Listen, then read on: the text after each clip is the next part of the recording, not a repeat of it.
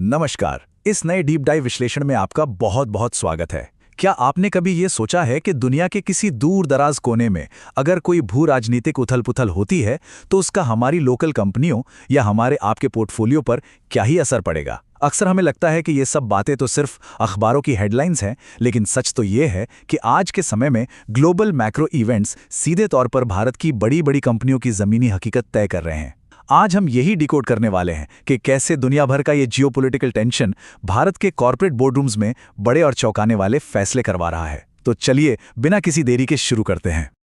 आज के इस विश्लेषण का एजेंडा बिल्कुल क्लियर है। हम मुख्य रूप से 4 बड़ी कॉर्पोरेट अपडेट्स पर फोकस करेंगे, जिन पर फिलहाल हर निवेशक की नजर है। पहला, रिलायंस पर इस ग्लोबल टेंशन का असर। दूसरा, क्यों जियो का बहुप्रतीक्षित आईपीओ होल्ड पर चला गया है। तीसरा, वरुण बेवरेजेस यानी वीबीएल की एक बहुत ही हैरान करने वाली नई स्ट्रैटेजी। और अंत में टीडी पावर का स्टॉक स्प्लिट। तो सबसे पहले बात करते हैं मार्केट के दिग्गज रिलायंस इंडस्ट्रीज की। आखिर ऐसा क्या हुआ कि भारत की सबसे बड़ी कंपनी के स्टॉक में अचानक से इतनी हलचल और प्रॉफिट बुकिंग देखने को मिली? अब देखिए कड़ियां कैसे जुड़ती हैं। घटनाक्रम कुछ इस तरह से शुरू हुआ। कतर में अमेरिका और ईरान के बीच जो शांति वार्ता चल रही थी, अचानक उसके रुकने की खबरें आ गईं। और इसी बीच हॉर्मुज़ जल डमरू मध्य के पास अमेरिका द्वारा ईरान पर हमले की रिपोर्ट्स भी सामने आ गईं। जाहिर है ये कोई छोटी बात नहीं थी। इस जियोपॉलिटिकल टेंशन का सीधा और तुरंत असर पड़ा ग्लोबल कमोडिटी मार्केट पर और कच्चे तेल यानी क्रूड ऑयल की कीमतों में एकदम से 2.86% का भारी उछाल आ गया। अब जैसे ही कच्चा तेल महंगा हुआ, इंडियन मार्केट में घबराहट फैली और निवेशकों ने रिलायंस के शेयरों में धड़ाधड़ प्रॉफिट बुकिंग शुरू कर दी। लेकिन सवाल यह है कि क्रूड के दाम बढ़ने से रिलायंस पर इतना असर क्यों? इस सवाल का जवाब आपको इस रेवेन्यू ब्रेकडाउन से मिल जाएगा। रिलायंस के ऑयल टू केमिकल्स यानी O2C सेगमेंट का हिस्सा उनके कुल रेवेन्यू में एक बहुत बड़ा 54% का है। यानी कंपनी की आधे से ज्यादा कमाई सीधे तौर पर कच्चे तेल से जुड़ी हुई है। बाकी के 46% में उनके जियो, रिटेल और बाकी बिजनेस आते हैं। तो सीधी सी बात है, जब भी कच्चे तेल की कीमतें अचानक से ऊपर भागती हैं तो रिफाइनरी सेक्टर के लिए कच्चे माल की लागत बढ़ जाती है और इसका सीधा खतरा रिलायंस के O2C मार्जिन पर मंडराने लगता है। इसे अगर एक सिंपल से फॉर्मूले में समझे तो महंगा कच्चा तेल मतलब O2C मार्जिन में गड़बड़ी की आशंका, और मार्जिन में गड़बड़ी की आशंका का सीधा सा मतलब है कि निवेशक घबराकर अपना प्रॉफिट बुक करने लगेंगे।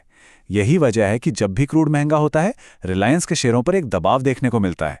ये बिल्कुल एक परफेक्ट उदाहरण है कि कैसे कोई ग्लोबल खबर सीधे एक लोकल स्टॉक की चाल तय कर देती है। और बात सिर्फ रिलायंस के स्टॉक तक ही सीमित नहीं है।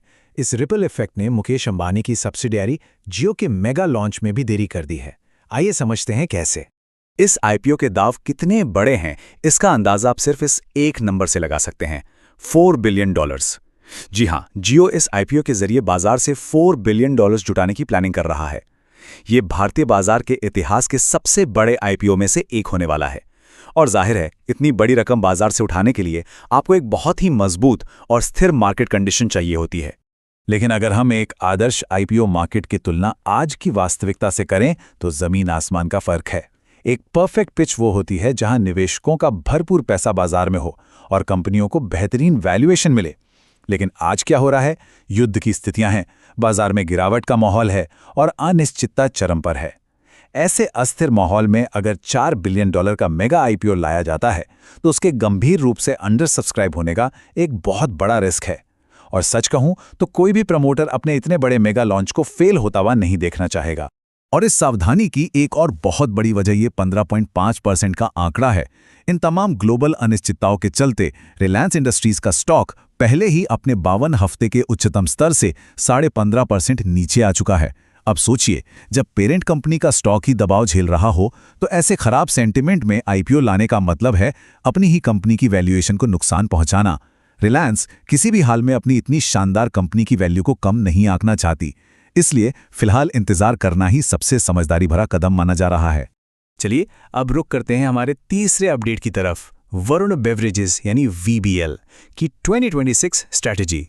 कंपनी ने लगातार शानदार मुनाफा तो कमाया है, लेकिन इनके भविष्य के प्लान ने मार्केट को पूरी तरह से चौंका कर रख दिया है।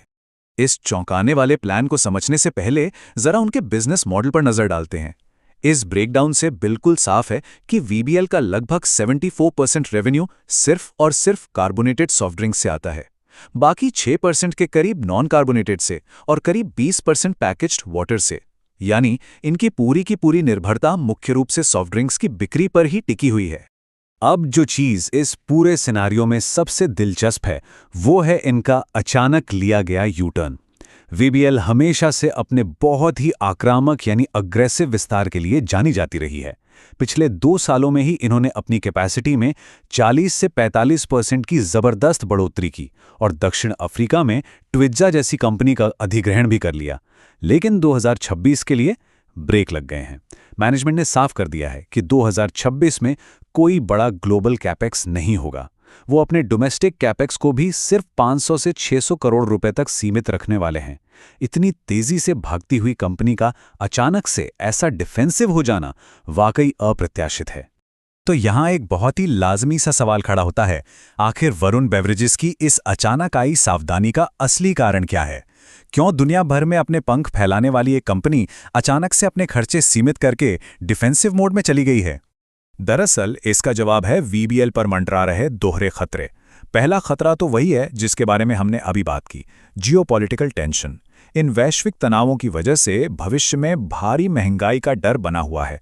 ऐसे में मैनेजमेंट आंखें मूंदकर पैसा फूकने के बजाय अपनी बैलेंस शीट और अपने रिजर्व को मजबूत रखने को ज्यादा तवज्जो दे रहा है। और दूसरा जो सबसे बड़ा लोकल खतरा है वो है कैंपा कोला। रिलायंस के सपोर्ट वाली कैंपा कोला की आक्रामक एंट्री ने वीबीएल के मार्केट शेयर को सीधा चैलेंज किया है। वीबीएल को ये डर है कि अगर वो अभी खूब सारा पैसा कैपेक्स में लगा दें और उधर डिमांड कैंपा कोला की तरफ शिफ्ट हो जाए तो उनका सारा निवेश फंस जाएगा। इसलिए वो 2026 में बस आराम से मार्केट को ट्रैक करने और अपनी अर्निंग्स को सुरक्षित रखने पर फोकस कर रहे हैं। खैर, इन भारी भरकम और जटिल रणनीतियों के बाद आइए कुछ बिल्कुल सीधा और सिंपल डिस्कस करते हैं। हमारी आखिरी अपडेट है टीडी पावर सिस्टम्स के स्टॉक स्प्लिट को लेकर। जो लोग इस टर्म से थोड़े नए हैं उनके लिए बता दूं कि 1:2 स्टॉक स्प्लिट एक ऐसा कॉर्पोरेट एक्शन है जिसमें कंपनी अपने शेयर्स की संख्या बढ़ा देती है। आसान भाषा में कहें तो अगर आपके पोर्टफोलियो में इस कंपनी का 1 शेयर है तो स्प्लिट के बाद उस 1 शेयर के बदले आपके पास 2 शेयर हो जाएंगे। इससे शेयर की कीमत उसी अनुपात में कम हो जाती है और रिटेल निवेशकों के लिए उस स्टॉक को खरीदना थोड़ा और आसान हो जाता है। तो ताज़ा खबर बस इतनी सी है कि टीडी पावर सिस्टम्स ने अपने Q4 अर्निंग्स के साथ इस 1:2 स्प्लिट का आधिकारिक ऐलान कर दिया है। अगर आप पहले से ही इस कंपनी के निवेशक हैं या इस पर नज़र बनाए हुए हैं तो ये आपके पोर्टफोलियो और वॉचलिस्ट के लिए एक ज़रूरी अपडेट है। तो आज के इस विश्लेषण में हमने साफ तौर पर देखा कि कैसे दुनिया के किसी एक कोने में होने वाली हलचल हमारे यहाँ कंपनियों के बड़े फैसले बदल देती है। चाहे वो रिलायंस के शेयर में गिरावट हो, जियो का टलता हुआ आईपीओ हो या फिर वीबीएल जैसी एग्रेसिव कंपनी का अचानक डिफेंसिव हो जाना। आखिर में मैं आपको एक सवाल के साथ छोड़ना चाहूंगा। जिस तरह से दुनिया भर में भू राजनीतिक तनाव और आर्थिक अनिश्चितताएं लगातार बढ़ रही हैं, उसे देखते हुए क्या ये वैश्विक झटके भविष्य में भी हमारी लोकल कंपनियों को इसी तरह अपनी रणनीतियां बदलने और रक्षात्मक फैसले लेने पर मजबूर करते रहेंगे? इस पर जरूर सोचिएगा। आज के इस डीप डाइव में मेरे साथ जुड़ने के लिए आपका बहुत बहुत धन्यवाद। बाजारों के पीछे चल रही इन असल कहानियों पर ऐसे ही नजर बनाए रखिए और सीखते रहिए।